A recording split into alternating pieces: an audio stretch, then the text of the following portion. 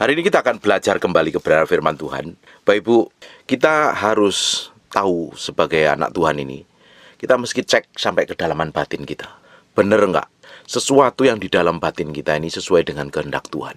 Itu berbicara tentang motivasi hati, keinginan hati, keinginan daging, semua tujuan hidup kita ini selaras seperti yang Tuhan mau apa tidak.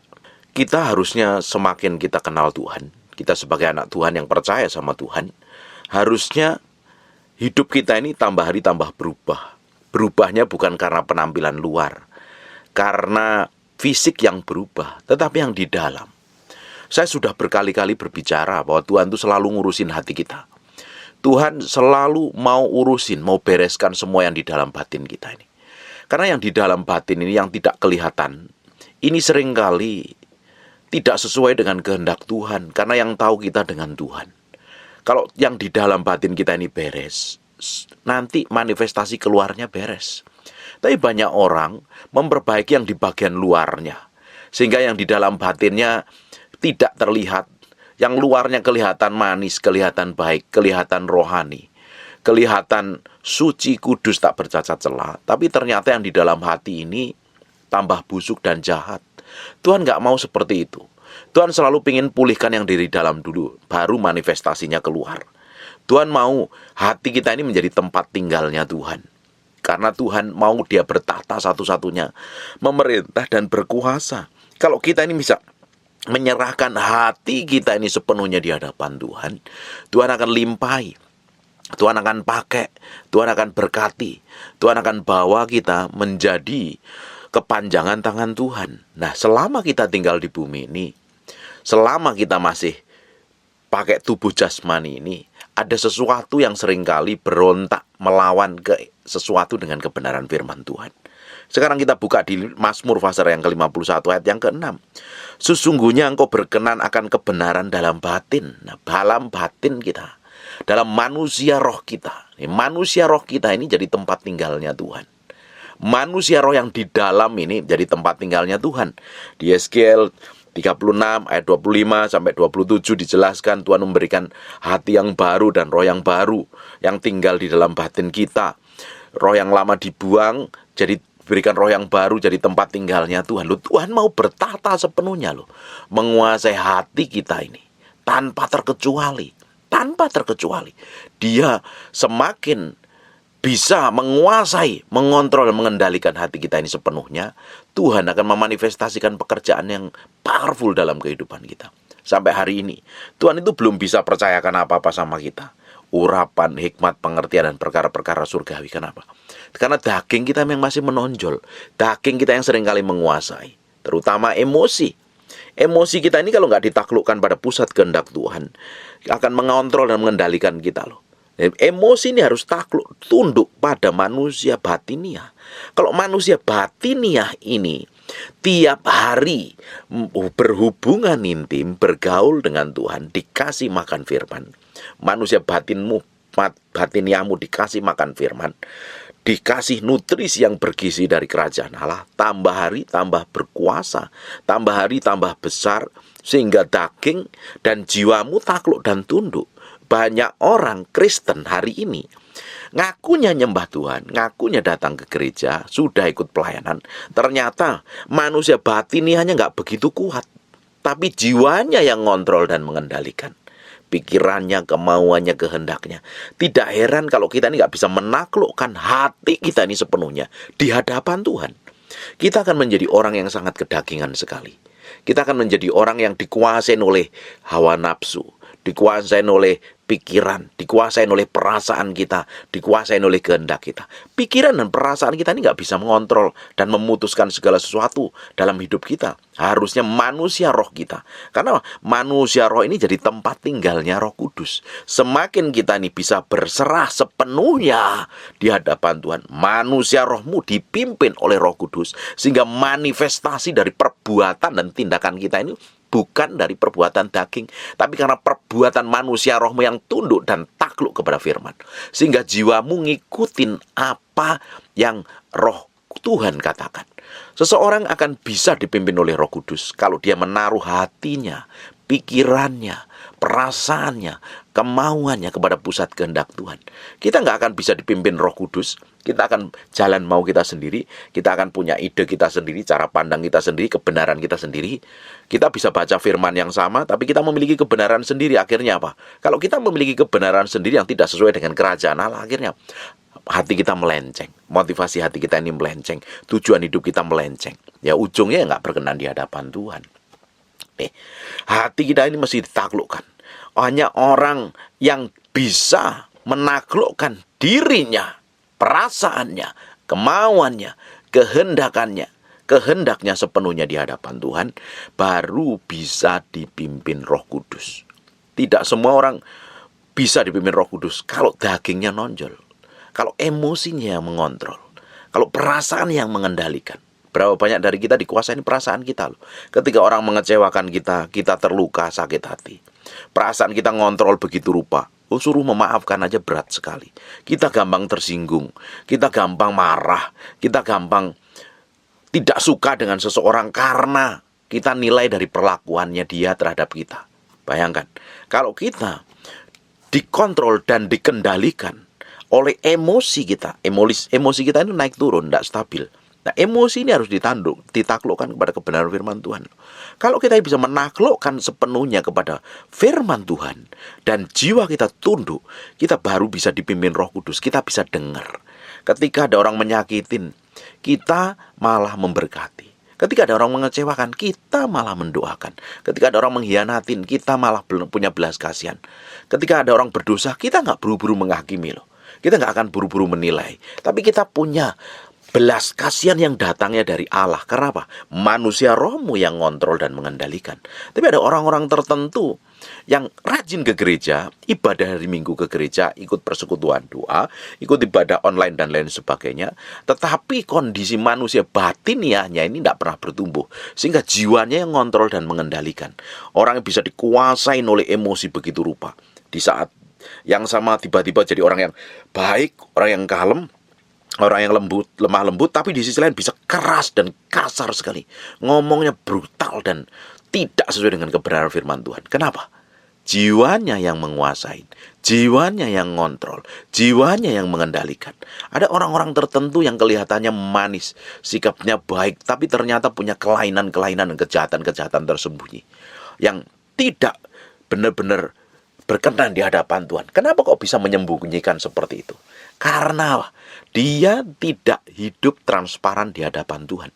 Dia tidak pernah menyerahkan hati dan pikirannya pada pusat kehendak Tuhan. Kalau kita ini nggak menaruh hati kita dan pikiran perasaan kita ini setiap hari sama Tuhan, hidup kita akan kacau, hidup kita akan rusak, hidup kita akan menjadi egois, kita akan mementingkan diri sendiri. Bayangkan Bapak Ibu, kalau kita masih mementingkan ego kita, hawa nafsu kita, kepentingan kita, semua keinginan daging kita yang menonjol dan mengendalikan, bayangkan, apa mungkin Tuhan bisa manifestasi sepenuhnya dalam kehidupan kita. Padahal Tuhan mau melimpahi kekuatan, kuasa, hikmat, dan pengertian kepada kita sepenuhnya. Hanya dicari orang-orang yang bersungguh hati, menaruh hatinya, hidupnya di dalam Tuhan. Kalau kita ini memperbaikinya secara lahiriah saja, kita jadi orang Kristen yang lahiriah, tetapi batiniahnya nggak pernah diperbarui, nggak pernah dewasa di dalam Kristus, kita jadi orang yang munafik. Kita bisa beribadah, di sisi lain kita bisa maki orang, kita bisa benci, kita bisa kepahitan. Coba sekarang kita mau lihat sampai kedalaman batin kita. Benar nggak kita ini sungguh-sungguh didapatin berkenan di hadapan Tuhan? Karena apa? Sesungguhnya engkau berkenan akan kebenaran di dalam batinmu. Kalau kebenaran yang menguasai hati kita yang di dalam ini, manifestasinya akan keluar lewat tindakan, ucapan, dan perbuatan kita. Itu baru jadi representasi dari kerajaan Allah. Tuhan pingin hidup kita ini didapatin menjadi orang-orang yang bisa dipercaya perkara-perkara ilahi, menjadi kepanjangan tangan Tuhan, menjadi representasi dari kerajaan Allah. Hanya orang yang bisa menyerah sepenuhnya. Saya melihat ada orang-orang yang suka berargumentasi, membenarkan diri sendiri, punya pola pikir benarnya menurut cara pandangnya sendiri. Dan dia, orang-orang model kayak begini, akan mudah sekali menghakimi dan menilai orang lain. Kalau kita ini memiliki kebenaran menurut cara pandang kita sendiri, yang kita anggap kita benar, yang kita anggap kita sendiri suci, yang kita anggap diri kita ini paling berkenan di hadapan Tuhan. Justru biasanya kita malah menjadi orang-orang yang gampang menilai dan menghakimi orang lain. Coba, kenapa sih kok kita bisa menilai orang lain dan merendahkan, memandang rendah orang lain? Kenapa? Kita anggap diri kita ini hebat loh. Kita anggap diri kita ini suci, kita anggap diri kita ini berkenan dan paling rohani dan paling diurapi.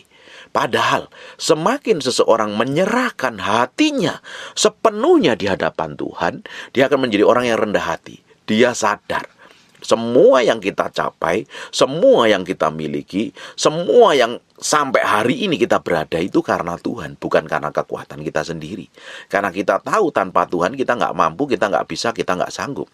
Tapi kalau orang itu tidak bisa menaruh hatinya sepenuhnya di hadapan Tuhan, merasa segala sesuatu pencapaian, sesuatu yang dia kerjakan, segala sesuatu yang dia miliki hari ini itu karena kekuatan, karena kepandaian, karena kepintaran, karena kegagahan. Nah, orang-orang kayak begini ini akan cenderung menjadi orang yang egois, gampang merendahkan orang lain, memandang rendah orang lain, tidak bisa memiliki kerendahan hati, tidak bisa memiliki hidup yang nurut seperti apa yang Tuhan mau. Nah, Tuhan mau dapati hati kita ini benar di hadapan Tuhan. Benar loh, Tuhan mau dapatin kebenaran di dalam batin. Kalau kebenaran di dalam batin kita ini begitu kuat menguasai dan mengontrol dan mengendalikan manifestasinya, hidup kita akan memiliki kehidupan yang dipimpin Roh Kudus dan menghasilkan buah dari pekerjaan Roh Kudus. Sekarang kenapa buah dari pekerjaan Roh Kudus itu tidak manifestasi dalam kehidupan kita? Kenapa buah dari pekerjaan Roh Kudus itu tidak begitu powerful sampai hidup kita itu menjadi representasi dari kerajaan Allah? Tetapi buah roh ialah kasih. Benar nggak kita memiliki kasih? Kita bisa mengampuni, kita bisa merelakan, kita bisa memaafkan, kita bisa mengasihi orang lain tulus tanpa embel-embel. Benar. Kadang seringkali kita berteman sama orang, kita ketemu sama orang aja pingin mengharapkan sesuatu. Loh, aku ini dapat untungnya apa? Aku nanti berteman dengan dia, kira-kira aku dapat benefitnya apa? Kenapa? Kita coba pentingin diri sendiri. Kita susah sekali menaruh hati kita ini tulus di hadapan Tuhan. Loh, kalau kita nggak memiliki ketulusan sama Tuhan, kita masih punya keinginan, kerinduan, dan kepentingan kita sendiri, kasih kita tuh nggak murni. Kasih yang murni itu tulus loh. Karena kasih itu adalah Allah sendiri. Allah adalah kasih. Harusnya kalau seseorang nih bergaul intim dengan Tuhan, memiliki keintiman, kedekatan dengan Tuhan, ya karaktermu, sikapmu, perbuatanmu, tindakanmu, keputusan hidupmu pastinya berubah. Seperti apa yang Allah kerjakan. Nah, kalau kita belum sampai ke sini, berarti ada hal yang harus kita perbaiki. Ada hal yang harus kita rubah di dalam Tuhan. Kita tidak cukup bergereja. Kita tidak cukup merasa nyaman jadi anggota sebuah gereja, rajin terlibat pelayanan, rajin khotbah mungkin, rajin memberi persembahan dan lain sebagainya. Tanpa hati kita nggak dirubah, percuma dan sia-sia. Hati kita ini yang perlu dirubah setiap hari. Hati kita ini yang harus diperbaharui setiap hari. Harus. Kalau tidak, kita akan jadi orang Kristen yang munafik, jahat. Kita bisa melayani jadi orang Kristen, tapi kita susah memaafkan. Padahal Allah adalah kasih. Kasih artinya mengasihi orang yang nggak layak dikasihi. Siapa itu? Orang-orang yang menyakitin kita. Orang-orang yang melukain kita. Orang-orang yang menyebalkan. Orang-orang yang merugikan. Benar nggak kita bisa mengasihi? Benar nggak kita bisa mempraktekkan kehidupan seperti ini? Kalau tidak, kita itu jadi orang yang munafik. Jadi nyembah Tuhan di gereja, angkat tangan. Kita bisa baik dengan sesama anak Tuhan, tetapi kita nggak bisa bersikap baik kepada orang-orang yang menyebalkan. Loh, kalau kita nih nggak bisa bersikap baik dengan orang yang menyebalkan, kita nggak jauh beda dengan orang dunia. Orang dunia dia baik sama orang yang baik, dia jahat sama orang yang jahat. Gigi ganti gigi, mata ganti mata, nyawa ganti nyawa. Tetapi kita di dalam Kristus, kita harus berbeda. Kita harus melakukan sesuatu yang berbeda. Tindakan kita berbeda. Justru kita mengasihi orang yang gak layak dikasih. Orang yang menyebalkan. Orang yang menjengkelkan. Terutama kalau punya pasangan hidup yang melukai dan menyakitin hatimu. Engkau harus melakukan sesuatu yang berbeda. Sesuatu yang berbeda. Seperti tindakan dari kerajaan Allah. Kalau yang benar di dalam batin kita mengendalikan dan menguasai, manifestasinya hidup kita menjadi berkat bagi banyak orang. Sukacita, benar nggak kamu bisa sukacita? Kalau sukacita dapat duit, dapat berkat, dapat transferan nilainya gede, dapat profit, dapat keuntungan gede. Ketemu dengan orang-orang yang baik sama kita, memberkatin kita. Kalau kita nih sukacitanya karena kita menerima yang baik saja, orang dunia bisa lakukan. Justru karena kita anak Tuhan, kita harus berbeda. Ketika kita dianiaya, ketika kita diperlakukan buruk, ketika kita dihianatin, ketika kita ditolak, ketika kita direndahkan, ketika kita nggak dihargain, kita tetap sukacita. Karena sukacita itu ada manifestasi dari perbuatan Roh Kudus. Nah, buah Roh Kudus ini karena hasil kita ini kerjasama setiap hari, bergaul, memiliki keintiman dengan Roh Kudus. Benar nggak? Terus damai sejahtera. Damai sejahtera. Ini seperti barometer dalam kehidupan kita. Kalau kita ini mau melakukan segala sesuatu dan itu nggak mendatangkan damai sejahtera, ya jangan dilakukan. Itu pasti nggak benar di hadapan Tuhan. Udah tahu dosa dilakukan, nggak akan mendatangkan damai sejahtera. Segala sesuatu keputusanmu, kadang keputusan, kita ngambil keputusan sesuatu yang rumit, yang pelik dan harus diputuskan. Tapi kalau itu tidak mendatangkan damai sejahtera, jangan diputuskan. Damai sejahtera ini kita ditempatkan dimanapun, dalam kondisi apapun, dalam keadaan kayak apapun, hatimu itu bisa tenang. Kenapa? Manifestasi dari perbuatan Roh Kudus yang menyertai hidup kita itu kita memiliki damai sejahtera. Damai sejahtera ini tidak dibikin-bikin, tidak dibuat-buat. Ini lahir karena manifestasi kita dekat dan menghidupin kebenaran firman Tuhan dan bergaul dengan kebenaran. Kesabaran. Banyak orang hari ini gak sabar. Menghadapi pasangan yang gak berubah, gak sabar. Menghadapi kemiskinan gak sabar. Menghadapi orang yang gak sabar. Seringkali saya ngonselingin orang yang keras kepala, saya kadang juga gak sabar ngadep. Nah, saya harus belajar. Tanpa kita memiliki kesabaran, kita gak bisa menikmatin semua janji Tuhan. Abraham pun sabar menunggu janji Tuhan. Digenapi, dia butuh. Daud pun memiliki kesabaran ketika diurapi sampai dijadikan raja. Manifestasi dari nubuatan itu terjadi. Butuh kesabaran. Yusuf melakukan yang sama. Tanpa kesabaran kita akan menjadi orang yang marah, akan jadi orang yang emosi, gampang teriak-teriak, histeris, ngamuan, tidak bisa mengendalikan diri dengan baik. Kita akan menjadi orang yang duniawi sekali. Kita akan jauh beda. Justru karena kita memiliki Roh Kudus, kita diberikan roh tertib, kita memiliki kasih yang luar biasa, hidup kita semakin hari semakin dibawa untuk menyenangkan hati Tuhan. Kesabaran, kemurahan, murah hati sekali. Kalau kita dipercayakan berkat, kita bagi kepada orang-orang yang kekurangan. Bukan untuk diri kita sendiri. Kita tabur untuk pekerjaan Tuhan. Itu akan membuat kehidupan kita semakin hari semakin menyerupai Yesus Kristus. Kebaikan, kesetiaan, kelemah lembutan, penguasaan diri. Ya, hari ini orang gak bisa menguasai dirinya dengan baik. Dikuasain emosi, dikuasain amarah, meledak-ledak, marah gak terkontrol. Bagaimana mungkin orang bisa melihat karakter Tuhan dalam kehidupan kita kalau seperti itu? Bagaimana mungkin kita jadi orang yang gerusa-gerusu dan sembrono sekali loh. Dari ucapan kita, dari tindakan kita, tidak bisa dipungkirin. Kita akan mencerminkan seperti apa sesungguhnya kita. Dari ucapanmu, dari tindakan. Karena apa yang dikatakan orang, apa yang diucapkan orang itu meluap dari dasar hatinya. Bayangkan Bapak Ibu, kita ngaku cinta Tuhan, kita ngaku orang yang mengasihi Tuhan, kenal Tuhan, bergaul dengan firman. Tapi di sisi lain mulut kita itu jahat, tidak ada penguasaan, nyakitin, ngelukai, merendahkan.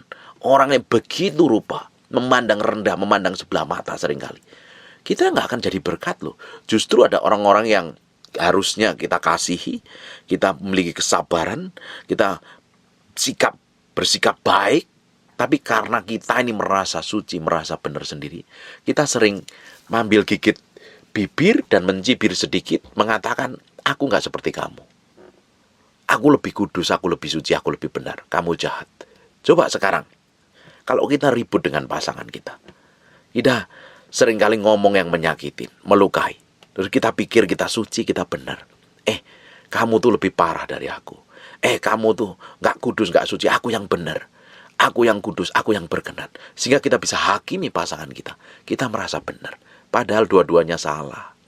Kita ini terus progres, berjalan dalam kebenaran setiap hari. Menyenangkan hati Tuhan. memurnikan hati Tuhan. Memurnikan hati kita ini sampai kedalaman hati Tuhan. Jangan sampai didapatin kebusukan sedikit pun dalam hati kita.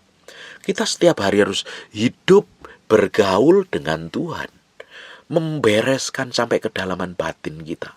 Kalau kita ini didapatin menjadi orang yang belum berkenan di hadapan Tuhan, belum berkenan seperti yang Tuhan mau, ya Tuhan izinkan proses. Tuhan izinkan memurnikan hati kita. Kita nikmatin semua yang terjadi hari ini sebagai perjalanan hidup kita untuk belajar menyenangkan hati Tuhan. Kita harus melihat sampai ke kedalaman batin kita setiap hari. Orang yang saat teduh, orang yang memiliki hubungan pribadi dengan Tuhan, orang yang berdoa, orang yang memiliki keintiman dengan Tuhan. Ketika dia pertama kali datang kepada Tuhan, dia harus bereskan hatinya di hadapan Tuhan. Dia izinkan Roh Kudus menilik sampai kedalaman batin, menguji hati sampai kedalaman batinnya. Jangan sampai didapatin sesuatu jahatan, sesuatu yang tidak berkenan di hadapan Tuhan. Percuma kita berdoa berjam-jam, hati kita busuk dan jahat. Motivasi hati kita itu nggak berkenan di hadapan Tuhan. Kita pelayanan, kelihatannya rohani, aktivitas rohani, tapi ternyata motivasi yang di dalam kita itu busuk. Kita hanya ngejar keuntungan kita sendiri. Kita hanya menyenangkan hati kita sendiri tanpa peduli dengan perasaan Tuhan. Percuma dan sia-sia. Percuma dan sia-sia. Sesungguhnya engkau berkenan akan kebenaran dalam batin. Bukankah hari ini yang kita kejar perkenanan? Hampir setiap khotbah saya selama setahun ini kan judulnya pikul salib sangkal diri. Matiin daging, hawa nafsu dan egomu. Saya menemukan ada orang yang merasa benar ya. Pandangannya itu benar ya. Menurut dia benar. Tapi menurut firman Tuhan belum tentu benar. Menurut orang lain juga belum tentu benar. Nah, pandangan kita ini yang paling benar adalah sesuai dengan kebenaran firman Tuhan. Kalau kita ini, pandangan kita ini benar sesuai dengan kebenaran firman Tuhan, kita tidak akan bisa mudah menuduh, menghakimi, memusuhin orang lain, menganggap orang lain musuh yang akan membahayakan hidup kita. Tidak mungkin. Tapi kalau kita ini menaruh hati kita ini sepenuhnya di hadapan Tuhan, menyerahkan sepenuhnya di hadapan Tuhan, kita akan menjadi orang yang sungguh-sungguh semakin hari semakin berubah menjadi serupa segambar dengan Tuhan. Amin. Tuhan mau dapatin hati kita itu benar. Tuhan mau batin kita ini didapatin kebenaran, dan Tuhan berkenan dengan hal seperti itu. Hari ini yang kita kejar hanya berkenanan di hadapan Tuhan. Sesungguhnya engkau berkenan akan kebenaran dalam batin. Dan dengan diam-diam engkau memberitahukan hikmat kepadaku.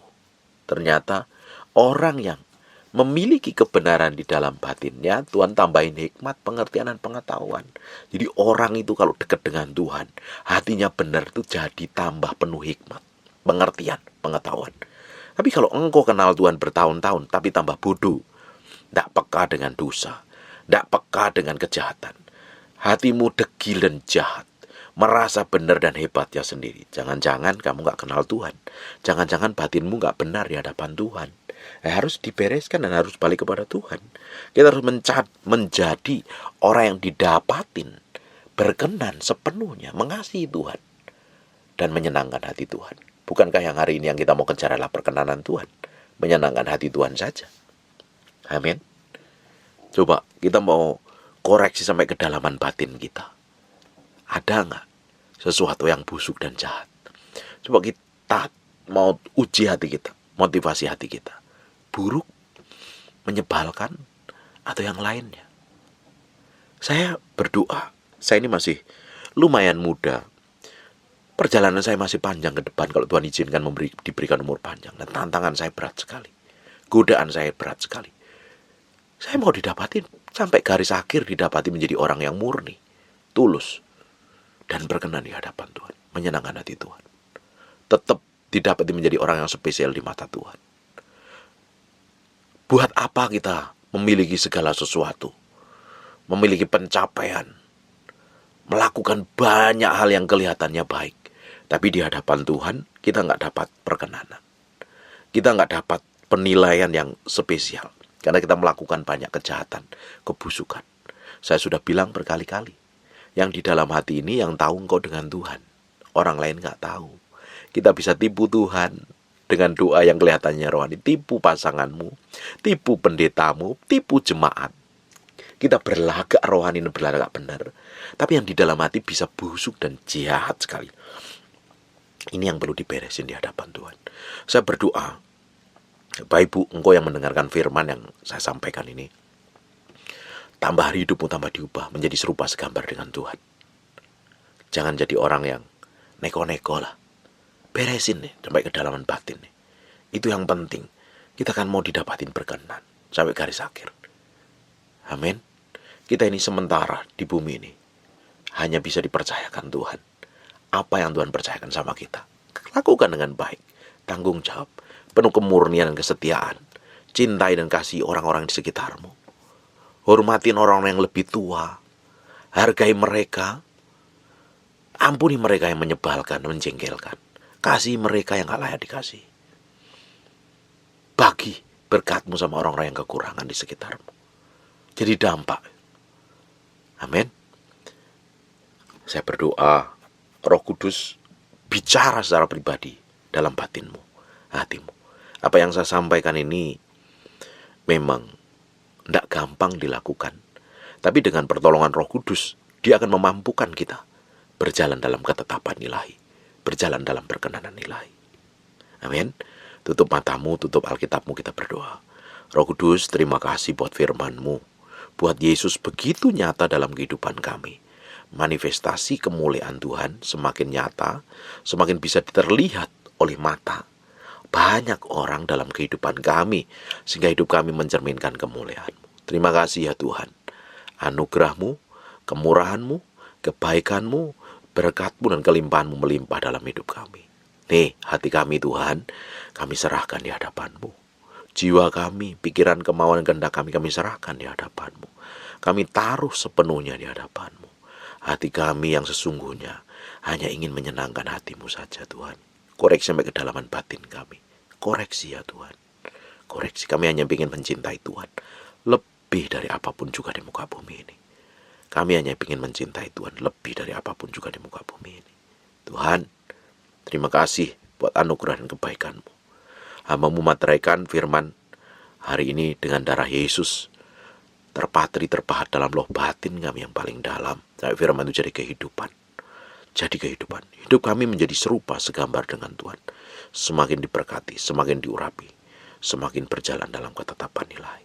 Hamba-Mu berdoa untuk orang-orang yang sakit. Oleh bilur Yesus, oleh darah Yesus, jadilah engkau tahir, jadilah engkau sembuh, dan diperpanjang umurmu dalam nama Yesus. Haleluya. Amin. And God bless.